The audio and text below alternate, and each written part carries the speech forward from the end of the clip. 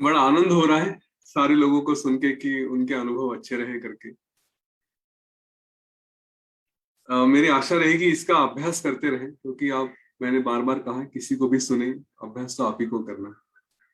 और उसके बाद ही आगे बढ़ सकते हैं। जब तक वो स्वयं का अनुभव नहीं होता ना, किसी को सुन के समाधान नहीं होता, वो अपने आप को पढ़ना आवश्यक हो जाता है। यह सुनने की बात, इसमें मनन इतना नहीं होता। आज जो मैं बताना चाह रहा था, जो कल बताऊंगा फिर से कल के सेशन में, वही थोड़ा इससे रिलेट भी करता है। हालांकि ये हमारा सुनना और ये जो श्रवण है यहाँ पे, ये थोड़ा अलग लेवल का है।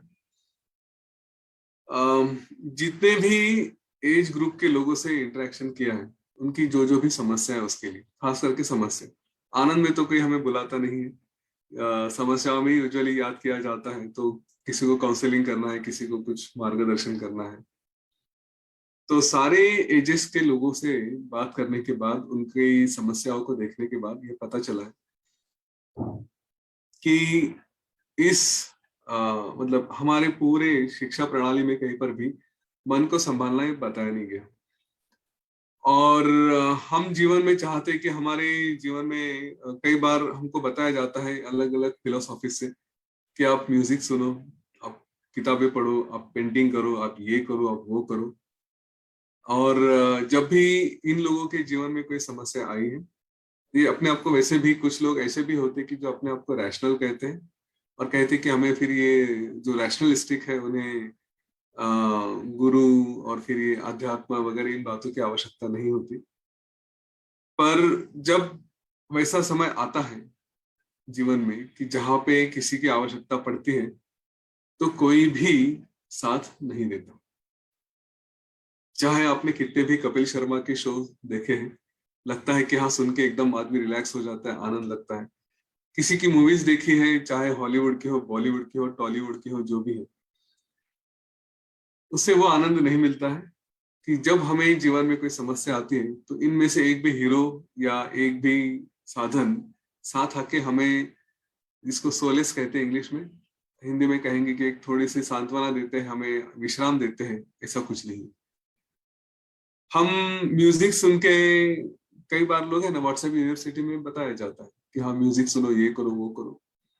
ये सारा सुन के भी जब समस्या आती है तो विश्राम नहीं देता। आप किताब पढ़े, विश्राम नहीं मिलेगा। आप पेंटिंग करें, कुछ और करें, मोमेंटरी रहेगा, लेकिन उसके बाद फिर से जो परिस्थिति है वो वैसी की वैसी रहती है। यह बात एक बार समझ लें। जीवन है, जीवन में कई सिचुएशंस आ सकती है जो हमें पता नहीं। अच्छा, इसकी कोई गारंटी नहीं देगा कि क्या सिचुएशन आएगी, क्या नहीं आएगी, किसी को पता नहीं, क्योंकि totally it is full of uncertainties. क्या क्या आएगा हमें पता नहीं। पर जब भी आएगा, तब अगर हमें कोई बचा सकता है उस परिस्थिति से, तो वो केवल हमारा मन है। और हमारा मन अ, अगर बचाना है, हमारे मन के द्वारा बचाना है, तो उसको गुरु की आवश्यकता है, वरना और कोई नहीं बचा सकता।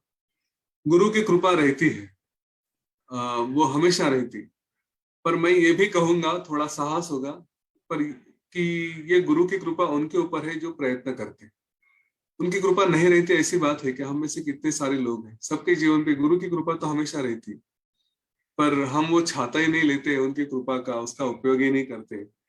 और वो प्रयत्न अगर नहीं करेंगे, तो फिर इस जीवन में जो भी समस्या आएगी उनको हम संभल नहीं सकते। जितना भी आप फोकस, अभी तक का उपशम के द्वारा अगर इतना समझ में आ गया होगा कि जितना भी फोकस बाहर की बातों पे रहेगा, हाँ, चाहे आप उसको अट्रैक्शन कहें, चाहे विदाउट अट्रैक्शन लेकिन मन की शांति के लिए कहें, कुछ भी साधन जिसका उपयोग करते हैं, चाहे म्यूजिक है, पेंटिंग है, किताब है, दोस्तों के साथ मिलना जुलना है, जाके मूवी देखना है, शॉपिंग करना है, थिएटर में जाना है, मॉल में जाना है, कुछ भी करें, जितना भी हम अपने मन को शांति देने का मार्ग यहाँ से बाहर की तरफ देखते हैं। अगर आपको वो शब्द याद है कि जिसको हम अनात्मा कहते हैं, कि जो आत्मा नहीं है, आप अपना स्वरूप छोड़ के बाकी कुछ भी है, जिस, आप इसके ऊपर कितना भी डिपेंड रहे, वो शांति नहीं दे पाएगा। शांति देने का एक ही मार्ग है, अपने आप में रहे, फोकट में है, एक पैसा भी नहीं लगता उसके लिए, उसके लिए ना समय की पाबंदी है, उसके लिए ना कोई एफर्ट है, उसके लिए ना कोई समय की पाबंदी है, ना कोई शरीर की स्थिति कि मैं खा मतलब शरीर आरोग्य ठीक है कि नहीं है, पेट भरा है कि नहीं है, इन सारी बातों का कोई संबंध नहीं होता। पर हमेशा 24/7, जब चाहे जहां चाहे हर जगह वो अपने साथ उपलब्ध है। उसके ऊपर अगर अभ्यास किया जाए तो आनंद ही आनंद रहता है। परिस्थिति चाहे कोई भी हो, क्योंकि हमने ये देखा है दृश्य और दर्शन। हाँ, कि दृश्य देखने के बाद इंसान की मन की जो स्थिति है वो उसको देखने का उसका दर्शन अलग से करती है। अगर किसी कॉकरोच को देखा जाए तो एक डरता है, दूसरा नहीं डरता, तो दृश्य तो एक ही है, लेकिन अंदर में डर ये दर्शन है। और किसी के अंदर में कुछ फर्क नहीं पड़ता है तो उसको झटक दो, ये दूसरा दर्शन है। तो इस दर्शन को अगर इम्प्रूव किया जाए, हमारे अंदर इसको अगर संभाला जाए और सारी जीवन में इस बात पे फोकस किया जाए। मैं एंटरटेनमेंट के खिलाफ नहीं हूँ, खाने में जितना नमक होना चाहिए उतना होना चाहिए, अवश्य कर्मणुक होनी चाहिए। पर यह आजकल जो एंटरटेनमेंट की डेफिनेशन बन गई है कि मुझे रोज 1 घंटा चाहिए, रोज 1.5 घंटा चाहिए, और वो भी डिजिटल चाहिए। तो हमारे एंटरटेनमेंट मेरे जनरेशन के लोग अपने बचपन की देखे कि जिस समय टीवी ही नहीं था, तो हम कहाँ इन सारी बातों के ऊपर जाते थे। हमारा फोकस फिर जो आपस में दोस्तों में खेलना है वो है, परिवार में रहो, फिर अध्यात्म में रहो, थोड़ा पढ़ाई करो, ये करो वो करो, इसमें था। तो इस बात को देखें कि मेरा एंटरटेनमेंट, मेरी एनर्जी, मेरा फोकस किस बात पे जा रहा है। वो अगर मैं बाहर के अनात्म बातों में उलझ रहा हूँ, उसके ऊपर डिपेंड हो रहा हूँ, तो डेफिनेट है कि जब सिचुएशन आएगी तब मुझे कोई बचा नहीं पाएगा। और अगर वो मैंने आत्म भाव पे उसके ऊपर फोकस किया, तो कोई भी सिचुएशन आ जाए मैं उसमें से तर जाऊंगा। यही मैंने अनुभव किया है लोगों के काउंसलिंग के साथ। 75 साल के सीनियर सिटीजन हैं, या फिर 15-16 साल के बच्चे भी, सबकी अवस्था इसी द्वारा एक ही सिचुएशन से बिगड़ जाती है कि मन का अभ्यास नहीं किया। और मन का अभ्यास केवल अंदर जाके हो सकता है, बाहर के ओर से आपके मन को कोई सपोर्ट नहीं देगा। ऐसा लगता है थोड़ी देर दे रहा है, पर सुनना, गाने सुनना हम कितनी देर सुनेंगे, किताब कितनी देर पढ़ेंगे, पेंटिंग कितनी देर करेंगे। यहाँ से तो बाकी जीवन में वापस जाना ही है ना। फिर वहां पे कैसे संभालेंगे अपने आप को। यही एक कारण है जो आप यूजुअली शुरू वहां से होता है। हम आर्ट ऑफ लिविंग के कोर्स में इसको जब शुरू करते हैं तो अपने श्वास के ऊपर से करते हैं, क्योंकि श्वास मन को संभाला सकता है। पर उसके बाद फिर धीरे धीरे धीरे धीरे अगले बाकी के स्तरों पे भी जाना चाहिए, और इसलिए इसका अभ्यास अवश्य करें। हम जो बातें कर रहे हैं डिस्कोर्स की, ग्रुप की, ये सारी बातें होती रहेगी, पर फोकस अपने आप पे ज्यादा रखेंगे ना, तो फिर बाकी अपने आप से बाहर आना शुरू होता है। वो ज्ञान ही इस तरह से बढ़ जाता है कि वो आपको कहेगा कि जाओ बाकी लोगों को देना शुरू करो, उस तक पहुंच जाता है। वो कोई बड़ी बात नहीं होती। पर पहले अपने आप को संभालने का प्रयत्न करें, कि सारा अभ्यास अपने आप के ऊपर करें। वो आदत डाल दे कि हम बार बार अपना अभ्यास करें, अपने मन में रहने का प्रयत्न करें। और इसीलिए ये संस्कार होने के लिए योग वासिष्ठ पढ़ना, बार बार पढ़ना आवश्यक है। जब इसको हम पढ़ते हैं, इसके संस्कार मन में हो जाते हैं, लंबे समय तक चलते हैं, तो कुछ कह सकते हैं कि हाँ अभी मैं अपना अनुभव ले रहा हूँ। हमने अभी जैसे इसको 3 साल, शायद 3-4 साल ज्यादा ही हो चुके हैं कि जो ग्रुप बनाए थे योग वशिष्ठ के, ऑलरेडी 2-3 ग्रुप हैं। जैसे एक डिस्कशंस ग्रुप है, नॉलेज करके ग्रुप है, एक रीडर्स करके ग्रुप है।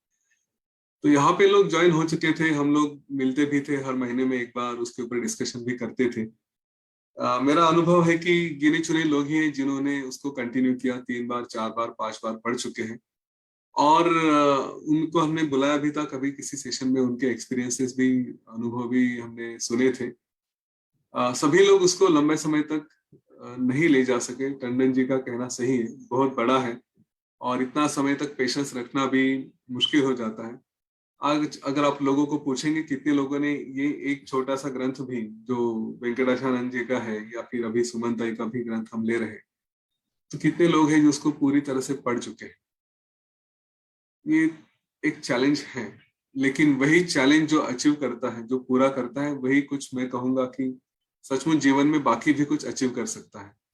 इसके लिए एक तपस्या चाहिए, इसके लिए एक लगन चाहिए। खाली ग्रंथ को पढ़ने के लिए आप मनन और बाकी तो सारी बातें दूर की है, लेकिन इसको पढ़ने के लिए भी एक तपस्या लगती है, क्योंकि ये पढ़ने लगेंगे अलग अलग बाधाएं आ सकती हैं, हमारे संकल्प कितने स्ट्रांग होते हैं वो टेस्ट किए जा सकते हैं।